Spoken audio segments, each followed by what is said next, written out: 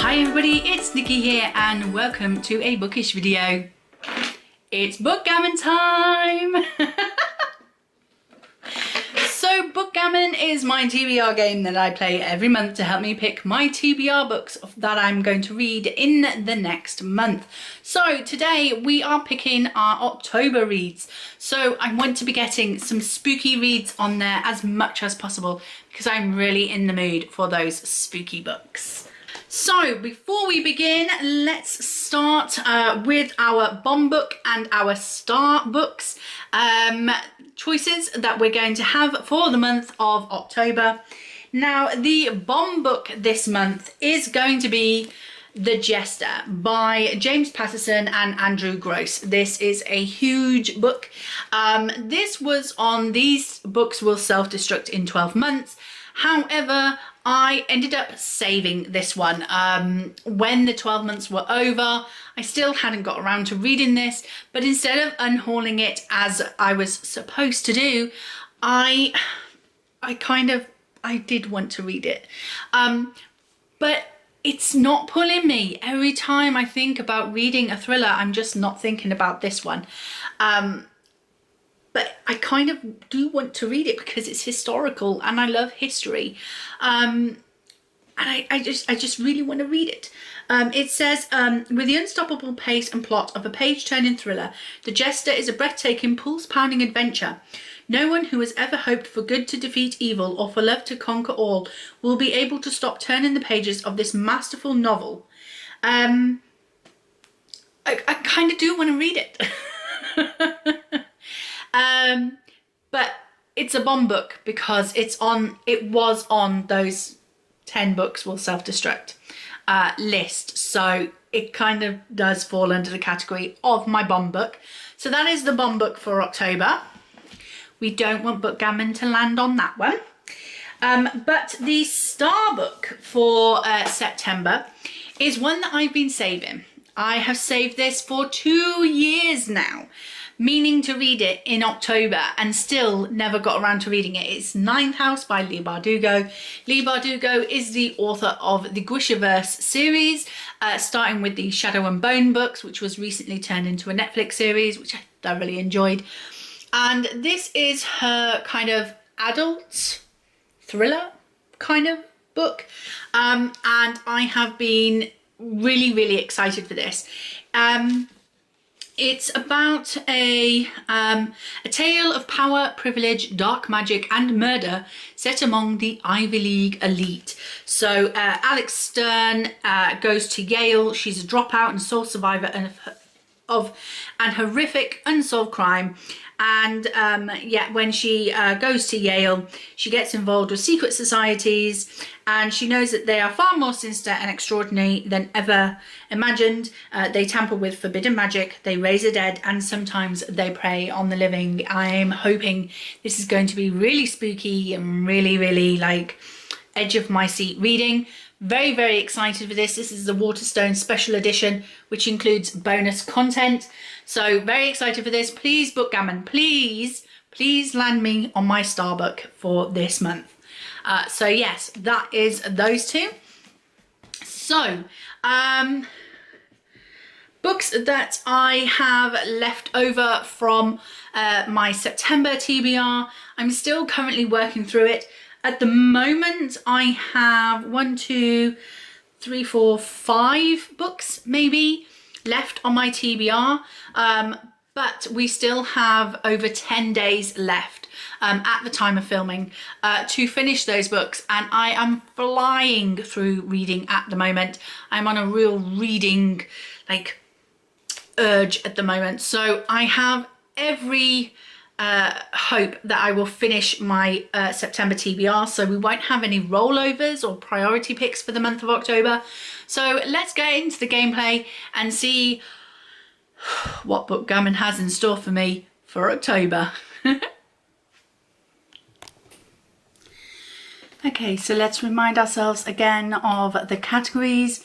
Red is thriller, pink is contemporary, orange is classic, green is middle grade, yellow is manga and graphic novel, purple is non-fiction, and blue is fantasy or sci-fi. So then we have our star book and bomb book tokens to place. So let's put those in the center. First of all, we're going to do the bomb book. Here is our, sorry for the glare and the light, but here is our number generator. So for the bomb book, page, number 15. So 1, 2, 3, 6, 7, 8, 9, 10, 11, 12, 13, 14, 15. So it's going on a contemporary square. And for the star book, number 9.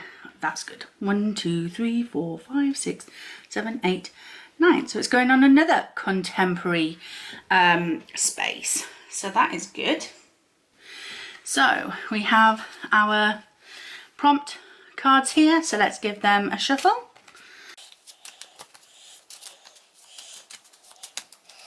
And a bit of a cut. And stick them there. Okay, so first roll. Oh. I've got the things on this side and it's kind of throwing me, but we are starting from this side going around this way. So our first roll is a 5 and a 6. So 1, 2, 3, 4, 5. First one is a middle grade, and 1, 2, 3, 4, 5, 6.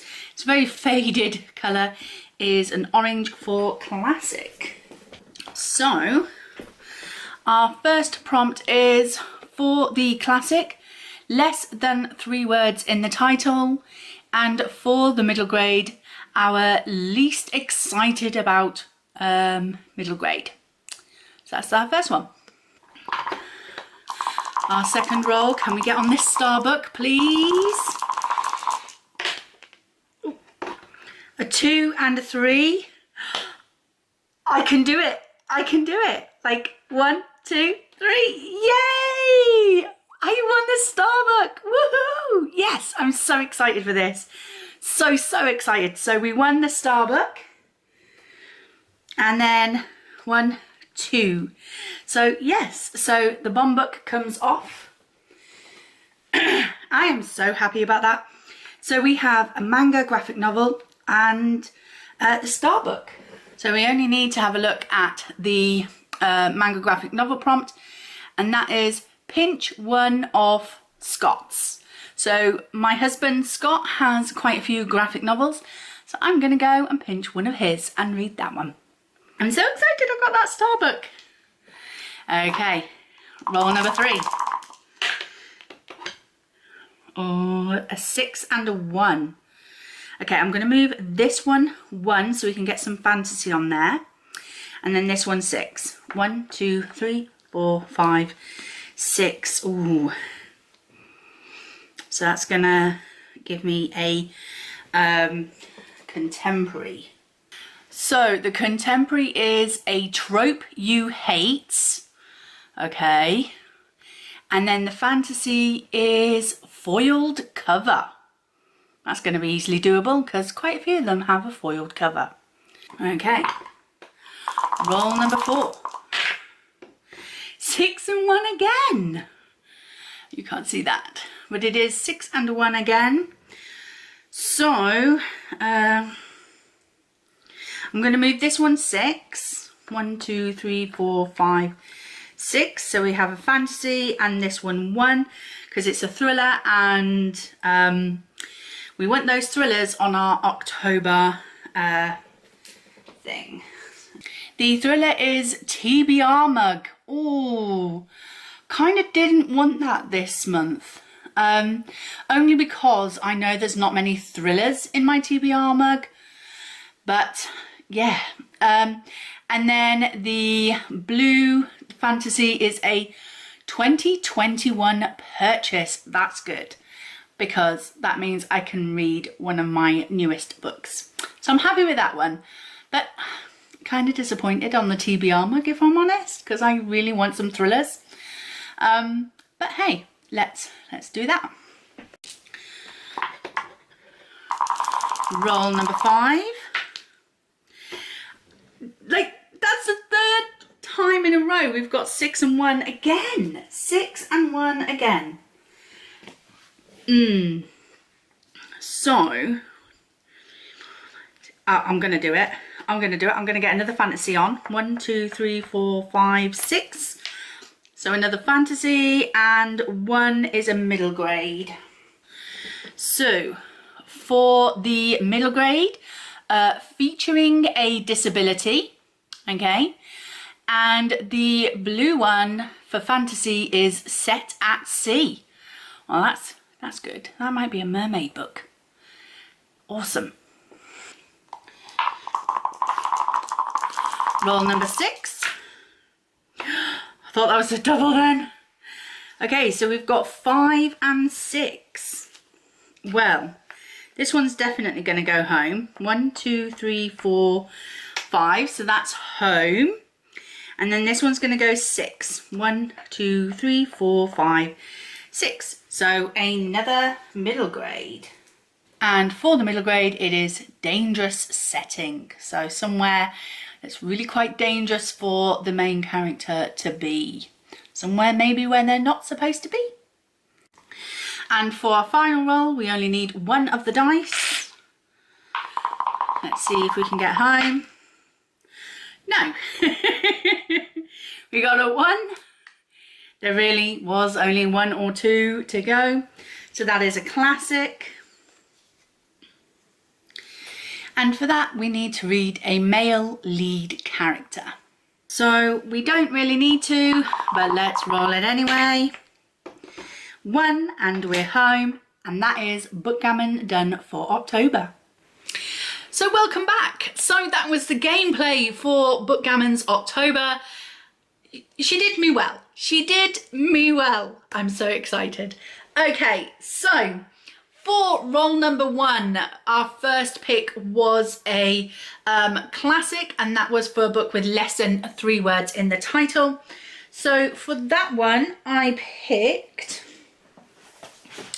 this spooky read. It is Tales of Unease by Sir Arthur Conan Doyle. Look at that front cover. It is stunning. This is from the Wordsworth Tales of Mystery and Supernatural. I have read a couple of these, I think, in my collection before, and I thoroughly enjoyed them. I don't think I've actually read anything by Sir Arthur Conan Doyle before, not even the Sherlock books. I don't think this is Sherlock. It's just a set of short stories.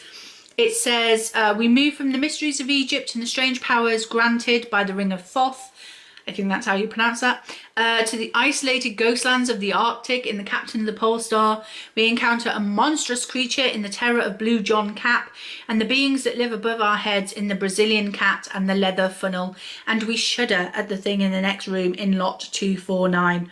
Sit down in your uneasy chair and enjoy this unique collection of chillers. So it is just a collection of short stories. It is only small. There's only 208 pages in this book. So I am really excited for this. Sitting down in the dark with my little blanket on, snuggling down with some little ghosty, terrifying chiller stories. So that is our first pick. For the second pick for roll number 1, we had a middle grade, and that was Least Excited About. So for that one, I am going to pick The Middler by Kirsty Applebaum. This was suggested to me as a purchase from a local independent bookstore. I rang them up and asked them if they had any suggestions for middle grade sci-fi books, because I had just read Orion Lost prior to purchasing this, and I absolutely loved that. As you know, it was my best book of 2020, Orion Lost, written by Alistair Chisholm, and I was on this drive to find more middle grade sci-fi. Now, I'm not sure if this is sci-fi or not, because reading the back of it, it says, Maggie is a middle child, overlooked and unheard. Beyond her town's boundary, the quiet war rages, and the dirty, dangerous wanderers roam. Then Maggie meets Una, a hungry wanderer girl in need of help, and everything she's ever known gets turned on its head. An absorbing, quietly menacing story of forbidden friendship, loyalty and betrayal, beautifully told. So nothing about that screams sci-fi to me, so I feel a little badly done by the shop. I think they were just trying to promote this book as much as possible, because it was a new release at the time. So I think that they kind of didn't listen to what I asked for, which was more sci-fi, and they just kind of sent me this one. But I mean, I had rang them out of the blue. It was my fault. I didn't go in. I didn't meet them face to face. I didn't talk to them human being to human being to show them what I liked. So yeah, I do feel a little bit bad. The reason why I didn't go into the shop physically is because the shop isn't in my actual town where I live. It's kind of in the next town over. So it's a bit of a bus ride to get there. Not far. Still only 20 minutes, half an hour on the bus. But my town centre is 5 minutes away by bus. So I'm gonna support Waterstones, which is in my local town, because like I know it's a bigger business, and I should support the smaller businesses, which is why I rang them up to ask them about this. But well, not about this, but the sci-fi. But if I don't support my local Waterstones, it might close down, and then I would have to get on a bus for half an hour to go to the next town, to go to the local bookstore, and I don't want to do that. So I support what's in my town, so it can maintain in my town.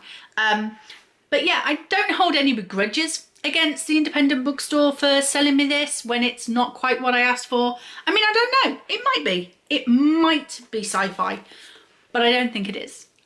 So yeah, I'm least excited about this because it isn't quite what I asked for, I don't think. So that was for roll 1. For roll number 2, we landed on the Star book. Can you believe it? We landed on the Star book. I was so excited. I really, really wanted to read Ninth House this year, because as I say, I had intended to read this every October since I purchased this book in 2019, and I didn't get to read it. But now I do. Now I get to read Ninth House. I'm so excited for this book. So excited. I think there has been some mixed reviews about this, but I love Leigh Bardugo's writing, so I can't imagine me not liking this. But yeah, I'm so excited. We landed on the Star book for a change.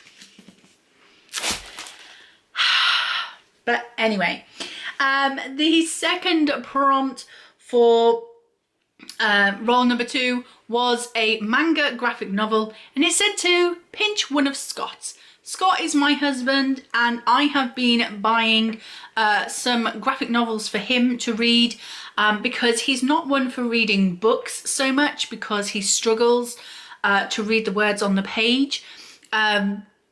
He has some health conditions that means that he just struggles to read really close writing on a page. So a novel is a bit more hard work for him to read. He can read. He doesn't struggle with reading. It's how close the words are and the sentences and the spacing and the font size and that sort of thing that he struggles with. It's not the actual words. He can read. Anyway, he has a bunch of graphic novels. So I pinched his lock and key. I've pinched his, you can see he's got his bookmark in there, which is just an envelope. Gotta buy the guy a bookmark, haven't I? I'll give him one of, no, I can't give him one of mine, because then I wouldn't have it. And he might lose it. Anyway, so he's obviously halfway through this, but I know I can knock this out in an evening. It's gonna take me an hour if that, to knock this out. This is the first volume of Lock and Key, Welcome to Lovecraft by Joe Hill and Gabriel Rodriguez. This is basically a dark fantasy, and it says tells the story of Key House, an unlikely New England mansion with fantastic doors that transform all who dare to walk through them, and home to a hate-filled and relentless creature that will not rest until it forces open the most terrible door of them all. So yes, I have started reading the Lock and Key graphic novels on my Kindle Unlimited. I think I might have got to number 3 or 4. I think there's only 6 in the series, but I read them either 2019 or very early 2020, so I can't remember everything about it. I bought the Lock and Key graphic novels for my husband for Christmas last year because he was getting into the show. I think that was on Netflix maybe, or Amazon Prime, one of the two. So I got him the first 3 volumes. Had intended to get him all 6, but time and money ran out, so I only got him the first 3. The other 3 may be coming sometime soon. Yeah, I'm gonna pinch his volume 1 of Lock and Key so I can actually properly like read it, rather than on my Amazon Fire tablet, which, you know, I'm not getting the full immersing of it when I read it like that. So yeah, I'm going to read that one for that prompt. For roll number 3, we got a fantasy to read a book with a foiled cover. And for that one, I thought there is no more foiling than on this cover of Witches Steeped in Gold by Shannon Smart. This was a special Fairy Loot edition that came in one of the Fairy Loot boxes. I mean, there's more foiling on this than anything. And then when you take the dust jacket off, there's even more foiling. And I think, oh, just on the spine, not on the back. I was slightly disappointed then. I thought there was more on the back. But yeah, so this is a stunning edition of Witches Steeped in Gold. Do I kind of wish that we had the original artwork that was on the published one? Kind of, yes. But this actually looks quite decorative.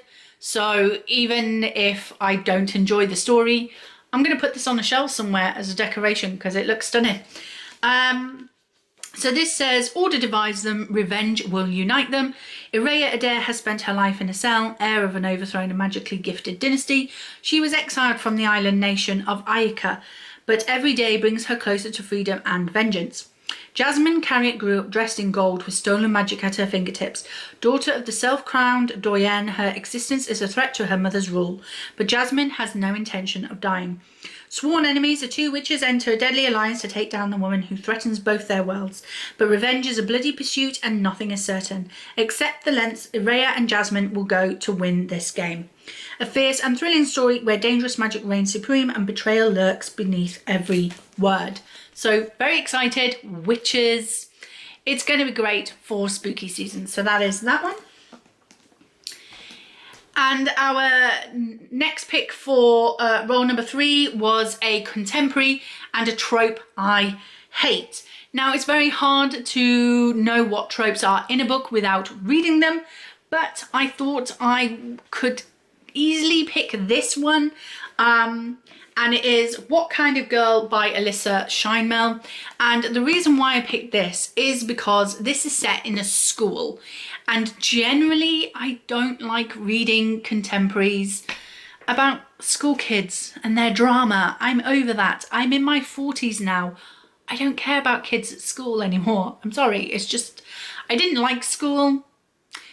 School was great if there weren't any other kids in there. I'd have been better being homeschooled. Well, not with my parents. No, I wouldn't have learnt a bloody thing with my parents. But this is a hard-hitting contemporary. So although it contains a trope that I don't like, which is set in a school with school kids and drama, this is a hard-hitting drama. So it's about a young girl who goes into the school office and basically claims that her boyfriend is abusing her physically. And the school literally divides. Some people support her and other people kind of question A, why she's gone to the school instead of the police, and B, because her boyfriend is a very popular, very liked guy, and she's claiming that he is not very nice, actually. So it is a hard-hitting one. I hope it's not going to put me into a slump, because sometimes these hard-hitting contemporaries, even though I tend to enjoy them more than a normal sort of teenage drama, angsty contemporary, they do tend to slow my reading down a little bit, because I can't bulk read them like I normally read my books. I have to read them in small doses, because otherwise it can affect me mentally. But yeah, so I'm going to read What Kind of Girl by Alicia Scheinmel for that. For roll number 4, we got a fantasy, and it was a 2021 purchase, which is great because it is this one. So I get to read House of Hollow by Crystal Sutherland. I have been wanting to read this for spooky season so much. I have held on to it for this time. People kept telling me, Nicola, you need to read House of Hollow. I was like, I will, I promise. I will read it in October when it's spooky season, when the atmosphere is right for this. I love that cover. It's so stunning, so creepy looking. I really, really cannot wait for this. This is dark, dangerous things happen around the Hollow sisters ever since they disappeared as children, only to reappear a month later with no memory of what had happened to them. Odd, eerie occurrences follow in their wake. When Gray, the eldest, goes missing again, Iris and Vivi are left to figure out the mystery, but they aren't the only ones looking for her. As they brush against the supernatural, Iris realises that the world that returned them 10 years ago might be calling them back, but just how much horror lies beneath the surface. So yeah, I am going to be reading this one for that prompt. And the second pick for roll number 4 was TBR Mug.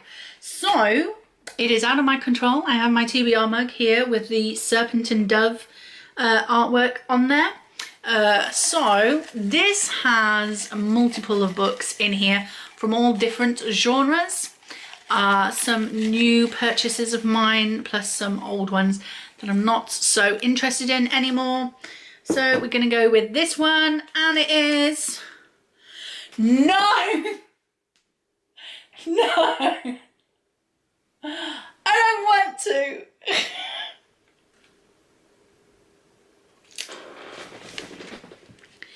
It is Lorna Dune. It's a classic. It's a big classic.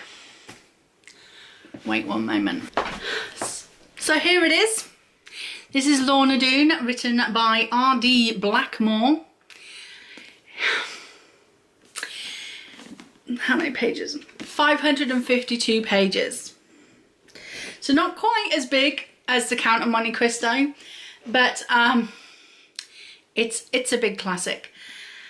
Not what I wanted to pick. Lorna Dune, Romance of Exmoor is an historical novel of high adventure set in the southwest of England during the turbulent time of Monmouth's rebellion in 1685. It is also a moving love story told through the life of the young farmer John Ridd, as he grows to manhood, determined to right the wrongs in his land and to win the heart and hand of the beautiful Lorna Dune. So yeah, I'm reading Lorna Dune by R.D. Blackmore. I hope I can get the audiobook. I really do. Because the print in these Wordsworth editions is rather small. And yeah. At least if it's set in the southwest of England, maybe there won't be like colloquial language used in here. Like in Wuthering Heights, you have the colloquial language, which I struggle to read. But yeah, we're reading Lorna Dune, people. Ugh. Anyway, on to roll number 5, and our first prompt was a fantasy set at sea. So hopefully in the month of September, I still have to get to it yet. I will be reading The Lies of Loch Lamora by Scott Lynch. So it only sits proper that I should choose Red Seas Under Red Skies by Scott Lynch, which is the sequel to The Lies of Loch Lamora. I did think about putting a mermaid book in, because obviously that's set at sea, and it's been a while since I read a mermaid book, but I just thought, get them knocked out like one after the other. Then, you know, I'm told, I have heard that the second book is better than the first because there's pirates, and I love pirates. I love pirate stories, so it's a newfound love of mine. I didn't know I liked pirates until I started reading again, but pirates seems to be a buzzword for me. So yeah, I'm gonna move on to Red Seas Under Red Skies. If I don't get to The Lies of Loch Lamora, I may change this book out, because I obviously can't read this book if I haven't read the first book, but I don't think the first book is set at sea. So if I don't read The Lies of Loch Lamora in September, by the end of September, then I will swap this book out for a different book. But you will find out if I've done that in my October wrap-up when I speak about what books I've read. So I'm hoping to have this as the next book, but we shall actually see when it comes to reading it. And the next prompt was a middle grade featuring a disability, and this book has been on my TBR a number of times for the same prompt, and that is The Definition of Us by Sarah Harris. This is about this is about 4 mental health patients at a therapy centre whose therapist goes missing, and they go off on a journey to go and find him and what happened to him. So I will be reading this one for that prompt. So for roll number 6, One Piece went home, so we had no prompt for that. But this second piece had a middle grade, and the prompt for that was dangerous settings. And I figure there is no more dangerous setting for a young child than during war.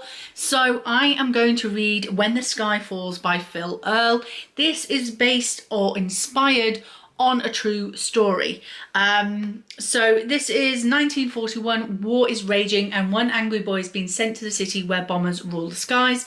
There, Joseph will live with Mrs. F, a gruff woman with no fondness for children. Her only loves are the rundown zoo she owns and its mighty silverback gorilla Adonis. As the weeks pass, bonds deepen and secrets are revealed, but if the bombers set Adonis rampaging free, will either of them be able to end the life of the one they truly love?